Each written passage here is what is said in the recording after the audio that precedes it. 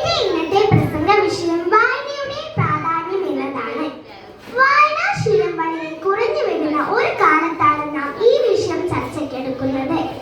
അതുകൊണ്ട് തന്നെ ഇത് ഏറെ പ്രസക്തവുമാണ്. പ്രിയപ്പെട്ടവരെ, വായന മരിക്കുന്നു എന്നൊരു വിലാപം വായനാ പ്രേമികളിൽ നിന്ന് വരുന്നുണ്ട്. ഈ വാദം ശരിയാണ് അല്ല തെറ്റാണ് എന്നൊക്കെ ചൂട് പിടിച്ച ചർച്ചകൾ നടക്കുന്നുണ്ട്. ഞാൻ തൽക്കാലം അതിലേക്ക് കടക്കുന്നില്ല. പക്ഷേ വായന എന്നത് വളരെ വളരെ പ്രധാനപ്പെട്ടതാണ് എന്ന കാര്യത്തിൽ രണ്ടഭിപ്രായമില്ല തന്നെ. എന്തിനാണ് ഭക്ഷണം കഴിക്കുന്നത്, എന്തിനാണ് വെള്ളം കുടിക്കുന്നത് എന്ന് നമ്മോട് ആരും ചോദിക്കാറില്ല. കാരണം ആരോഗ്യമുള്ള ശരീരത്തിന് ഇവ അത്യാവശ്യമാണ് എന്ന് എല്ലാവർക്കും അറിയാം.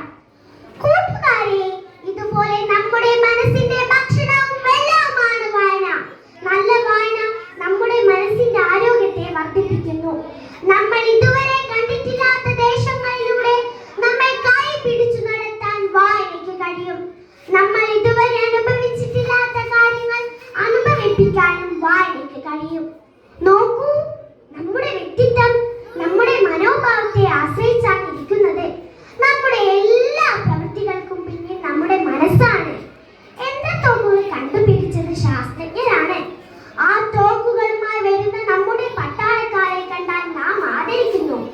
ആ തോക്കുകളുമായി വരുന്നത് ഭീകരരാണെങ്കിലോ ആര് കൈകാര്യം ചെയ്താലും തോക്കിൽ നിന്ന് വെടിയുണ്ടകളെ വരൂ. അതെപ്പോൾ, എങ്ങനെ, ആർക്കു നേരെ എന്ന് തീരുമാനിക്കുന്നത് അതുപയോഗിക്കുന്നവരുടെ മനസ്സാണ്. ഈ മനസ്സിനെ രൂപപ്പെടുത്തുന്നതിൽ വായനയ്ക്ക് വലിയ പങ്കുണ്ട്. അതുകൊണ്ടാണ് ശ്രീ കുഞ്ഞുണ്ണി മാസ്റ്റർ നമ്മോട് പറഞ്ഞത്, വായിച്ചാലും വളരും, വായിച്ചില്ലേലും വളരും.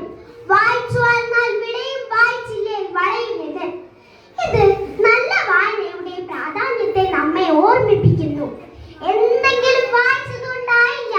നല്ല നല്ല പുസ്തകങ്ങൾ, നമ്മുടെ നന്മകളെ വളർത്തുന്ന ആശയങ്ങൾ അടങ്ങുന്ന പുസ്തകങ്ങൾ വായിക്കണം. കൂട്ടുകാരെ, നമുക്ക് മുന്നേ എത്രയോ തലമുറകൾ ഇവിടെ ജീവിച്ചു കടന്നു പോയിട്ടുണ്ട്. അവരെങ്ങനെ ജീവിച്ചു, എന്തൊക്കെ ചെയ്തു എന്ന് നാം എങ്ങനെ അറിയും? അവർ എഴുതി വെച്ച അവരെ കുറിച്ച് എഴുതിയ പുസ്തകങ്ങൾ വായിച്ചാണ് നാം അറിയുന്നത്. ഇവയെ നാം ചരിത്ര പുസ്തകങ്ങൾ എന്ന് പറയുന്നു. എന്തിനാണ് നാം പഴയ കാര്യങ്ങൾ അറിയുന്നത്?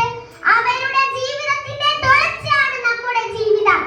അവരുടെ നന്മകളെ പിന്തുടരാനും അവർക്ക് സംഭവിച്ച തെറ്റുകളെ തിരുത്തി മുന്നോട്ട് പോകാനും ചരിത്ര വായന നമ്മെ സഹായിക്കുന്നു. നല്ല കഥകളും കവിതകളും വായിക്കുന്നത് നമ്മുടെ ഭാവനാശേഷിയെ വളർത്തുന്നു. ശാസ്ത്ര പുസ്തകങ്ങൾ വായിക്കുന്നതിലൂടെ നമ്മുടെ ശാസ്ത്രീയ മനോഭാവം വളരുന്നു.